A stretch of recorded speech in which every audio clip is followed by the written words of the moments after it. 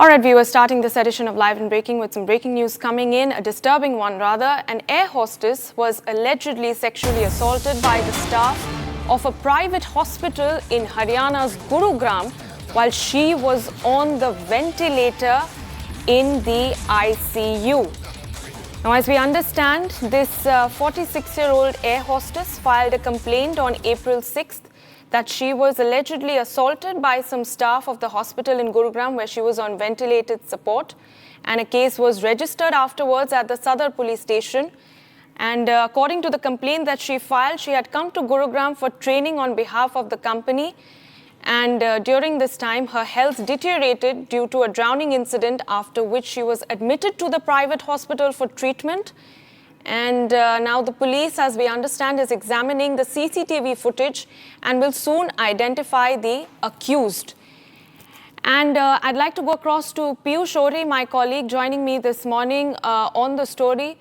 Piyush, disturbing developments, as we understand, coming in from Gurugram. Tell us more details of this case and what stage of the investigation is the police at currently?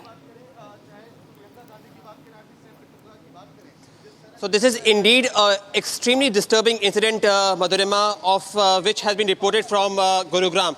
Now, let me just tell you what exactly has been the chronology of events. Now, this 46-year-old air hostess who's working in a very prominent airline company had come to Gurugram for training. She was there at a hotel in Sector 15 area of the city, and on April 6th, while swimming, she drowned, and because of which she was admitted now, which is now publicly visible, is in a prominent hospital, Medanta. Now, it is believed that she was there in that hospital from April 6th to April 12th.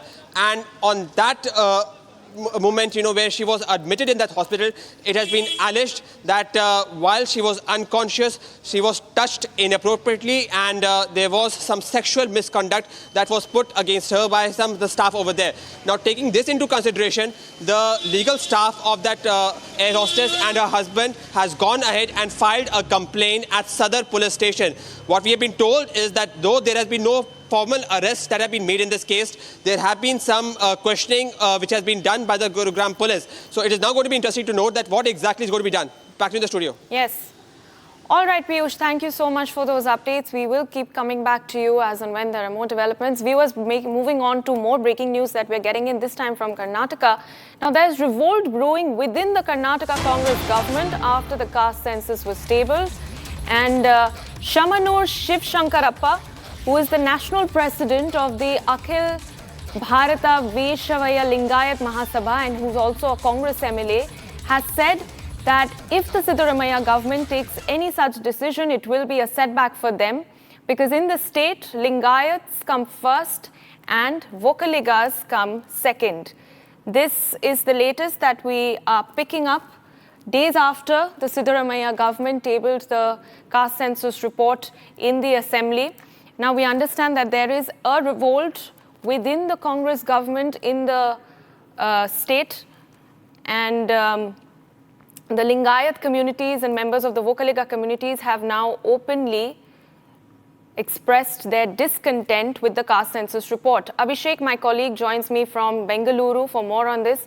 Abhishek, what has really prompted this statement from the Congress MLA, and what is it that the party, those who are discontent with the caste census report, is contending?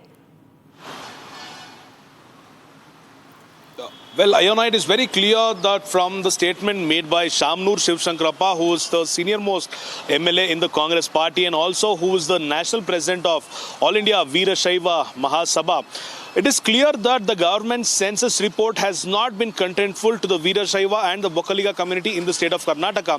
We've seen major developments in the last week, whereas the Vocaligas are actually meeting in various other places, be it politically, be it with respect to the caste. And also, We've seen Veerashaiva Mahasabha also having meetings over meetings to make sure that Siddaramaya's government will not accept the report of 2014 and 15, which was started by Kantraju Commission and which was submitted by Jaiprakash Hegde's commission. So, on another note, it is very clear that the Veerashaiva or the Lingayat community and also the Vakaliga community, along with the Brahmana community of Karnataka, are against this report because they feel this census has been conducted in the most unscientific way.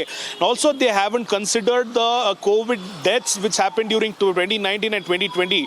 So, this is as one of the reasons as to why Shamnur Shiv Shankarappa has very clearly mentioned in the statement that Lingayat being the #1 community in Karnataka, Vakaliga being the second highest population in Karnataka, the Karnataka government cannot take into consideration without giving a heed to these communities is what Shamnur Shiv Shankarappa's statement meant, and this might be a direct warning to CM Siddaramaiah to not go with the report. Ayona.